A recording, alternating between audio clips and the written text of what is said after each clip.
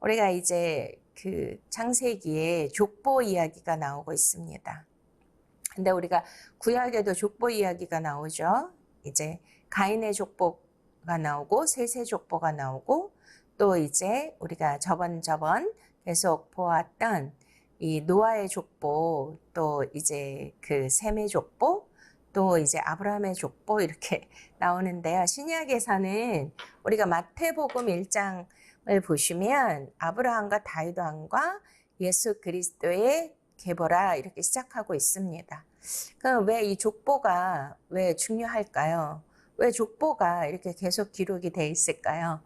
사실 우리는 뭐 이스라엘의 그 조상들의 족보까지 우리가 알 필요는 없죠. 우리 족보도 모르고 사는 그런 인생인데 말이죠.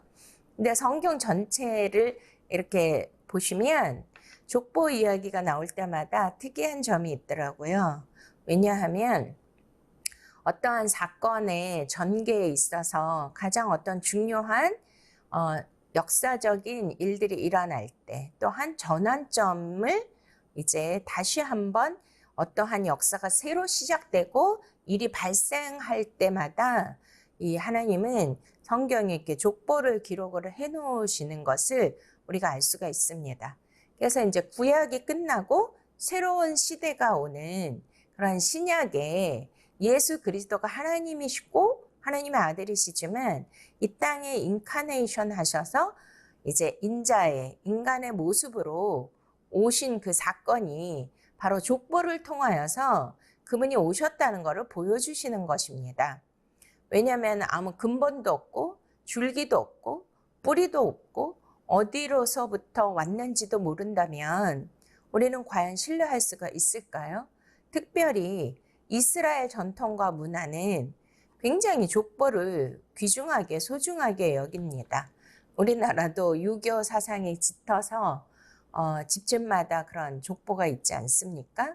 그래서 오늘도 이제 아브라함이 이렇게 12장부터 아브라함의 그 내러티브 이야기가 시작이 되면서 전개가 되면서 이제 마지막 아브라함이 어떻게 어떤 줄기로 뿌리에서 나왔는가를 상세히 묘사하는 그 계보의 오늘 내용입니다. 그래서 족보나 계보를 통하여서 그 사람이 어디로서부터 왔고 줄기가 어떤 것이며 근본이 어떠한 사람인가. 또 하나님은 우리가 그 같은 라인에 있다 할지라도 우리가 그 에벨과 또 우리가 욕단 이렇게 이제 나누잖아요. 근데 여기에서는 또 벨렉과 이제 아브라함으로 이렇게 줄기가 나누어지는 것을 볼 수가 있습니다. 그래서 우리는 그러니까 원래 조상은 한 사람인데 계속 자녀를 낳고 그 자녀들이 또 또 자녀들이 후손들을 낳으면서 계속 그 줄기가 가지들이 막 뻗어나가지 않습니까? 근데 이거는 예수 그리스도의 계보를 어떻게 뿌리부터 전개해 나가는가를 보여주기 위해서는 반드시 이 족보가 우리에게 필요한 것입니다. 근데 이제 가인의 우리가 큰 줄기로 우리가 공부했지만 가인의 후예와 셋의 후예가 있었고 노아의 후예가 있었고 이렇게 또 셈의 후예 이렇게 큰 줄기로 나누시잖아요. 그래서 마지막에는 바로 예수 그리스도가 종착점을 찍는 그러한 족보로 나누어진다는 거죠. 근데 중요한 것은 우리가 창세기 3장 15절의 원시복음에 하나님께서 이제 어떠한 말씀을 주시지 않습니까? 자, 한번 보시겠습니다. 창세기 3장 15절. 내가 너로 원수가 되게 하고 내 후손도 여자의 후손과 원수가 되게 하리니 여자의 후손은 내 머리를 상하게 할 것이요 너는 그의 발뒤꿈치를 상하게 할 것이니라 하시고 또 여자에게 이르시되 내가 너에게 임신하는 고통을 크게 더하리니 너가 수고하고 자식을 낳을 것이며 너는 남편을 원하고 남편은 너를 다스릴 것이니라 하고. 자, 여기서 중요한 것은 이제 어떻게 계보가 시작되었죠? 이제 에덴 동산에서부터 원래 남자만 있었잖아요. 아담만 혼자 있었는데 하나님께서 아담을 잠재우시고 그 갈빗대를 뽑아서 돕는 배필인 여자를 만드셨습니다. 근데 그 만드신 걸로 끝난 것이 아니라 24절 2장 이러므로 남자가 부모를 떠나 그의 아내와 합하여 둘이 한 몸을 이룰지로다. 이렇게 말씀하십니다. 부모를 떠나 둘이 한 몸을 이룰지로다. 둘이 한 몸을 이룬다는 그 뜻은 우리가 잘 알다시피 부부가 만나서 남편과 아내가 만나서 합일이 되면 한 몸이 되면 누가 나오죠? 생명이 나오죠. 아기가. 그 뜻입니다. 그래서 생명의 역사. 그래서 족보는 이제 계속 생명이 이어지는 것을 우리에게 보여주고 있는 건데요. 여기서 중요한 것은 여자의 후손이라는 거죠. 여자의 후손. 자, 여자의 후손의 중요한 의미가 무엇일까요? 바로 예수 그리스도는 이 땅에 남성으로 태어나셨습니다. 남성으로 태어나셨고, 그리고 이제 마태복음에는 그 족보의 여성들이 등장하지만, 이제 일단은 여기에 보면은 남성 중심의 그 계보로 내려오지 않습니까? 그래서 오늘 이제부터 주인공이고, 이스라엘의 선조가 되는 조상의 뿌리가 되는 아브라함으로부터 이제 이스라엘 역사가 시작되는 건데요. 여기에서 여자의 후손입니다. 여자의 후손. 그러니까 반드시 여자의 몸에서 그 씨가 나와서 발현돼서 메시아가 태어난다는 것입니다. 그렇다면 이제 오늘 읽은 본문에도 여기에 우리가 중요한 인물들이 나오지 않습니까? 우리가 이제 데라의 족보는 이러하니라. 데라는 아브라함과 이제 데라가 누구예요? 아브라함의 아버지입니다. 아버지인데 아브라함과 나홀과 하란을 낳고, 그러니까 데라가 아브라함만 낳은 게 아니라 나홀, 하란 이렇게 세 아들이 있었던 거죠. 아브라함은 장자였고, 그 다음에 하란은 롯을 낳았으며, 자, 우리는 이제 그 형제 하란, 아브라함의 동생인 하란에게서 나온 아들 롯이, 우리가 12장부터 이제 아브라함은 아들이 없었는데 롯이 아브라함을 따라서 오지요. 그러니까 그러한 가계 구도가 있고요. 자, 그 다음에 여기 보시면 하란은 그 아비 데라보다 먼저, 그러니까 아버지보다 좀 불행한 것 같아요. 가문이. 아버지보다 먼저 고향 갈대아인의 우르에서 죽었습니다. 그러니까 우리가 이제 아브라함을 따라왔잖아요. 아브라함은 하나님 말씀을 따라갔고, 그러니까 이제 그때 당시만 해도 그 형제 우애가 깊고, 그렇게 죽었을 때는 데라도 죽고, 그러면은 그 롯은 고아가 되니까 아마 그 조카 롯을 아들과 같이, 또 롯은 아브라함을 아버지와 같이 그렇게 의지하며 살았던 것 같습니다. 자, 그래서 이제 먼저 죽었고요, 아버지보다. 29절, 아브라함과 나홀이 장가들었으니 아브라함의 아내의 이름은 사레며 나홀의 아내의 이름은 밀가. 그러니까 이제 두 형제만 남았잖아요. 아브라함과 나홀, 하란, 롯의 아버지는 죽었고 두 형제만 남았는데 둘 다 장가를 들었습니다. 장가를 들었는데 여기 보시면 나홀의 아내의 이름은 밀가니 하란의 딸이요. 하란은 밀가의 아버지며, 자, 아브라함과 나홀이 장가들었는데 여기에 이제 중요한 인물이 누구예요? 아브라함의 아내가 사레였다는 것입니다.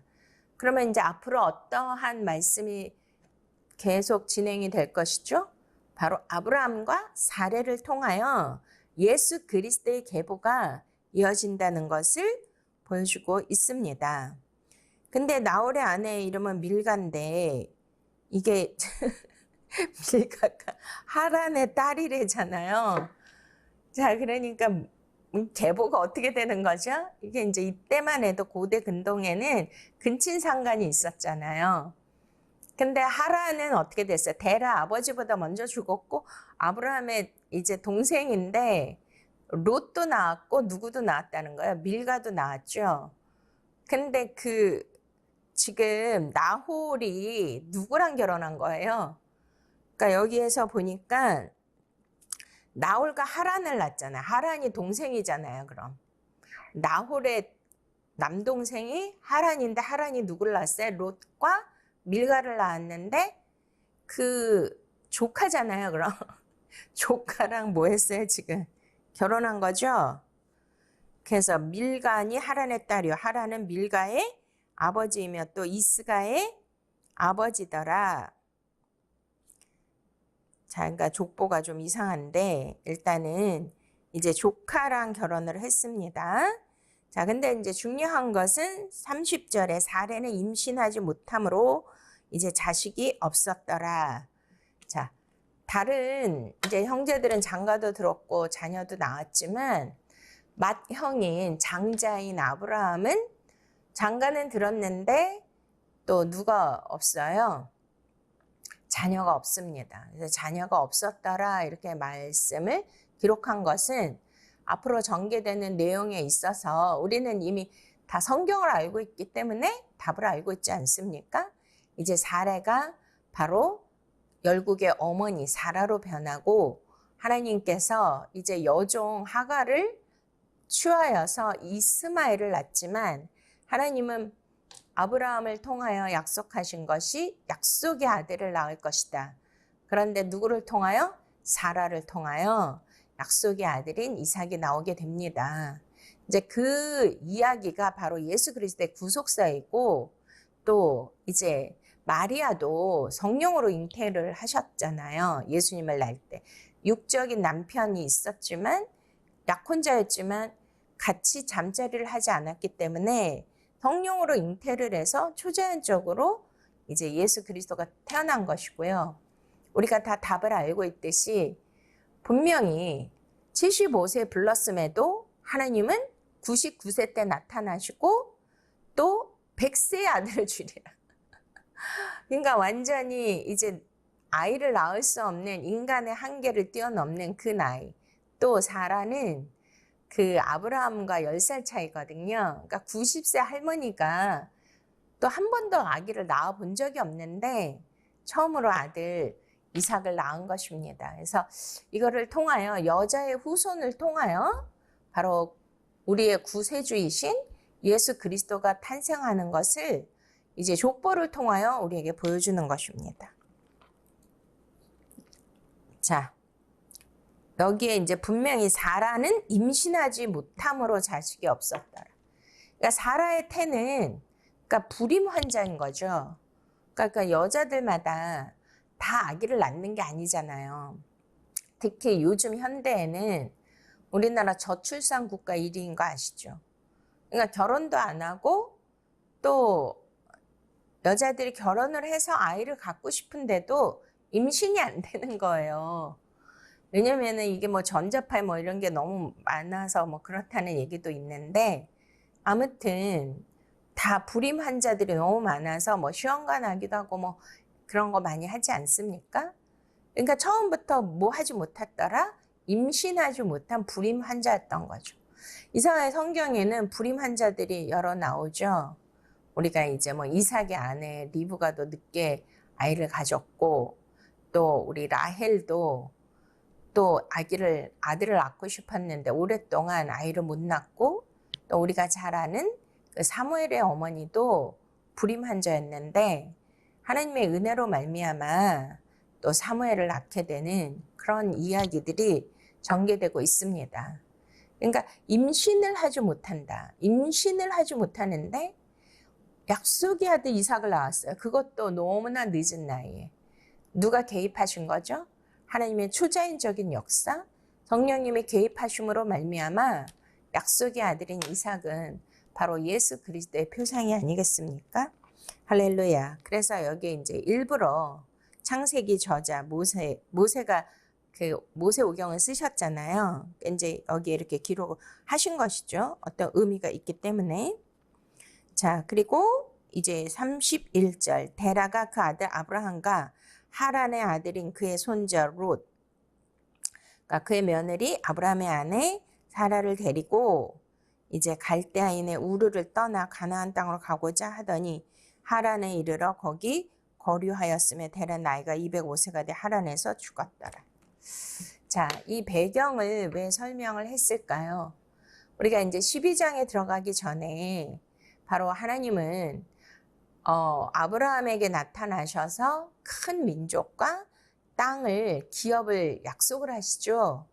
근데 여기서부터 뭐가 나오죠? 우리가 알고 있는 하나님이 아브라함에게 약속하신 젖과 꿀이 흐르는 땅, 또 정말 그 신천지인 가나안이라는 그 땅을 주시겠다고 약속을 하셨잖아요. 약속을 하셨는데 바로 데라서부터 어떻게 했어요? 갈대아인의 우르를 떠나 가나안 땅으로 이제 가고자 했습니다. 그러니까 그 땅을 하나님이 이미도 주신 것을 이제 아브라함에게 나타나셔서 확증해 주시는 것이죠. 자, 근데 데라는 중요한 것은 갈대아라는 것은 바벨론을 말하는 거고 우르도 그쪽에 있는 거거든요. 근데 데라가 무엇을 했는지 우린 잘 아시죠. 그러니까 그쪽 가나안 지역 뭐 또 이렇게 바벨론 문명 거기에 다 뭐가 있어요? 우상을 섬긴단 말이죠. 그러니까 너무나 많은 그 우상들이 산지에 있었는데 이제 신의 이름이 너무 많고 신의 종류도 너무 많아요. 그러니까 이거는 이제 하나의 우상으로 뭔가를 형상을 만드는 건데 하나님이 제일 가증히 여기시고 싫어하는 게 우상을 섬기지 말고 땅 위에나 뭐 바다 밑이나 땅 위에나 모든 어떤 형상이나 우상을 만들어서 섬기지 말라고 하신 것이 하나님이 우리에게 주신 십계명입니다. 근데 데라의 직업은 뭐예요? 그냥 우상을 섬기는 정도가 아니라 그 나라에서 우상을 누가 만들어야 되잖아요. 우상을 제조한 업을 데라가 하고 있었다는 거죠. 그러니까 뭐 그 우상 뭐 금, 은, 동, 철, 목, 석 이런 걸로 다 이제 만들어야 되는데 그러니까 저는 이제 그런 생각을 해봤어요. 와우, 아브라함은 금수저였구나. 금수저가 뭐죠? 태어날 때부터 모든 이제 부를 갖고 태어나는 거잖아요. 그러니까 그때만 해도 제조업이라는 거죠. 제조업. 예를 들어서 지금 우리나라는 현대나 뭐 삼성 같은 그러한 어마어마한 재벌 기업의 그 아들이 누구예요? 아브라함이었다는 거예요. 데라는 그 많은 우상들을 제조해서 만들려면 엄청난 기업이지 않았겠습니까? 그러니까 뭐 우상을 그렇게 만들어서 다 배포하고 팔 정도면 엄청난 그 무속신앙 안에 뿌리가 깊었던 거죠. 그리고 또 그쪽 그 환경과 장소가 살았던 곳이 다 우상을 섬기는 분위기와 그 문화권이니까 그렇게 했는데 와, 여기에서 하나님이 아브라함에게 나타나시고 부르셨다는 거는 이거는 정말 놀라운 일이 아닐 수가 없습니다. 여기에 보니까 아들들이 2명 더 있었잖아요. 나홀과 하란이 있었는데도 아브라함에게만 나타나셔서 아브라함이 이제 그 하나님의 계보를 따라서 이렇게 계속 이스라엘의 이제 믿음의 조상이 되고 아브라함 계열을 통하여서 뭐 하란과 또 이런 나홀의 계열이 있었고요. 또 우리가 이제 노아도 아들 셋이 있었잖아요. 셈, 함, 야벳이 있었는데 하나님의 셈의 계보를 통하여서 또 우리가 그 가인과 아벨 있는데 거기에 이제 셋의 계보를 통하여서 이렇게 계보의 줄기가 쫙 나눠지고 좁혀지면서 바로 예수 그리스도가 이 땅에 나오심을 보여주는 것입니다. 그러니까 뭐냐면 이제 우리가 음악을 하게 되면 점점 크게 점점 작게 뭐 디크레센도 뭐 이렇게 해가지고서 점점 작게 막 이렇게 하잖아요. 그러면은 이게 이제 큰 줄기에서 뭘로 모아지죠? 점점 작게 점점 작게 점점 작게 하나의 점으로 딱 이제 모아지는 것이 바로 예수 그리스도라는 거죠. 근데 그 과정 안에서 어마어마한 사건들이 일어나는 것입니다. 문제들이 발생하고. 그러니까 이제 계속 성경은 어디로 초점을 맞추는 거예요. 마지막에는 예수 그리스도에게 맞추는 거죠. 그러니까 뭐 세속적인 말로 모모의 끝판왕 뭐 이런 이제 단어 표현도 하잖아요. 그러니까 뭐 가장 좋은 거, 그러니까 가장 최고 이거를 따라갈 수 없다. 그러니까 요즘에 우리가 올림픽 경기를 봤을 때 우리나라가 와 펜싱 또 양궁 사격 이런 개인기에서 엄청난 또 우월성을 나타내고 다 금메달을 막 휩쓸지 않았습니까? 그러니까 그것들을 통해서 볼 때 와 양궁 하면은 우리나라 대한민국이 끝판왕이다. 따라갈 자가 없다. 예를 들면 이제 그렇게 되는 거잖아요. 그러니까 탑인 거죠. 탑. 가장 정점. 그러니까 거기에 끝에 누가 있는 거예요? 예수 그리스도가 있는 것입니다. 근데 예수 그리스도가 갑자기 나오는 것이 아니라 바로 하나님의 말씀대로 여호자의 후손들을 통하여서 이제 그 줄기를 한쪽으로 모으고 쫙 모으면서 한쪽 라인으로 예수 그리스도가 이제 나오는데 거기에 우리가 마태복음 1장 1절을 보시면 아브라함과 다윗의 자손 예수 그리스도의 계보라 이렇게 시작합니다. 그러니까 예를 들어서 아브라함 위에 뭐 노아도 있었고 셋도 있었고 이렇게 쭉쭉쭉 있었잖아. 아담도 있고. 근데 그거는 다 이제 누가복음에는 나오는데 이스라엘 유대 백성들에게 전하려면 그들이 가장 공감할 수 있는 부분이 누구예요? 와, 우리의 조상은 누구다? 아브라함이다. 아브라함. 그 다음에 이제 아브라함을 조상으로 둔 민족이 이스라엘만 있는 게 아니라 지금 엄청난 막 전쟁하고 있잖아요. 이스라엘 하마스 막 이란 막 이렇게 대치하고 있는데 그 중동에 이스라엘 빼고 다 누구예요? 다 아브라함의 후손인 거예요. 그러니까 약속의 아들 이삭의 줄기는 바로 이스라엘이고 그 다음에 이스마엘의 아버지가 아브라함이지만 이스마엘의 후손들이 거의 중동에 사는 대부분을 아브라함은 조상으로 삼고 있죠. 그러니까 여기에서 마태는 아브라함과 다윗이 정말 이스라엘 백성을 가장 존중하고 가장 영웅이고 가장 최고고 가장 완벽한 그 다스리시는 왕이 바로 다윗 왕이거든요.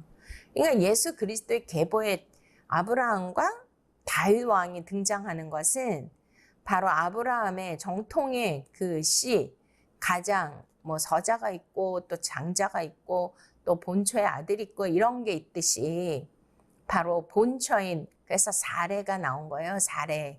아까 우리가 이제 족보에 사레가 등장하잖아요. 아브라함의 아내 사레 여자의 후손을 통하여서 누가 나와야 돼요? 바로 약속의 아들 이삭이 나와야 되고 그 이삭의 줄기를 따라가면 이스라엘의 최고봉인 왕이 바로 다윗 왕이기 때문에 다윗 왕은 왕이잖아요. 왕족. 우리나라에도 왕가의 후손하면 엄청난 자긍심과 자부심을 갖듯이 이스라엘 백성들도 와, 이 사람이 바로 우리가 가장 존경하는 그 진짜 그 다윗의 그 뿌리를 가진 그 족보에서 나온 바로 그 아기구나. 그분이구나. 그러면 이분은 어떻게 할 수밖에 없어요. 신뢰할 수밖에 없잖아요. 그 뿌리와 근본과 족보를 알고 있으니까. 할렐루야. 그렇게 해가지고 이제 이 말씀을 이제 그러한 모든 것에 앞으로 일어날 구속사에 대한 모든 내용들을 일부러 암시하는 거죠.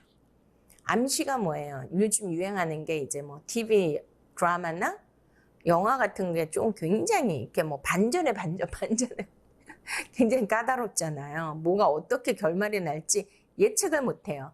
그렇지만 앞부분에 뭐를 잠깐 보여주죠?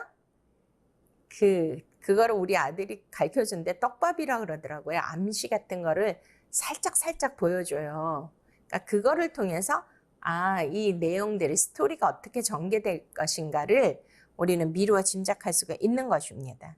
그래서 오늘 이 말씀을 계보를 통하여 아브라함의 아버지 데라, 또 뭐 그 하란과 또 이 나홀, 이 관계, 가족 구성원, 거기에 사례까지 해가지고 이렇게 이제 앞으로 어떠한 스토리가 전개될 것이며, 여기에 또 갈대아의 그 바벨론의 그 우상을 섬기는 거기를 떠나서 이제 하나님이 약속하신 가나안 땅으로 가려고 하는 그러한 이제 시작점, 시발점을 우리에게 보여주는 것입니다.